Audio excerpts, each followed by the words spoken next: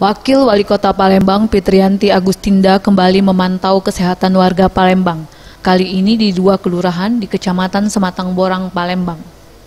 Pertama, Wakil Wali Kota Palembang mengunjungi anak berusia 6 tahun dengan gangguan kesehatan berupa kelamin ganda. Selanjutnya, Fitriyanti Agustinda ke rumah 2 warga lainnya yang mengalami stroke. Usai berkunjung, Wakil Wali Kota Palembang Fitriyanti Agustinda kembali mengingatkan warga untuk memiliki kartu Indonesia Sehat, sehingga jika sakit tidak ada lagi biaya dalam pengobatan. Cukup sangat menjadi intens atau perhatian kita, ada Adinda atau anak berusia 6 tahun ya, ini memiliki kelamin ganda.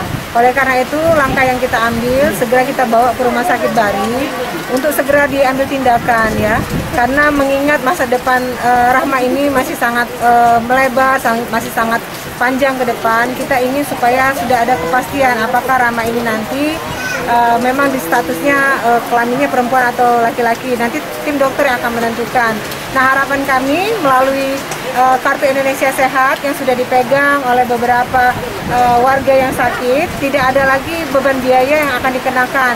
Dan hari ini juga kita langsung membawa beberapa pasien yang untuk kita bawa ke rumah sakit untuk segera mendapatkan pertolongan, termasuk Rahma yang saya bicarakan tadi. Ramayanti, Sriwijaya TV.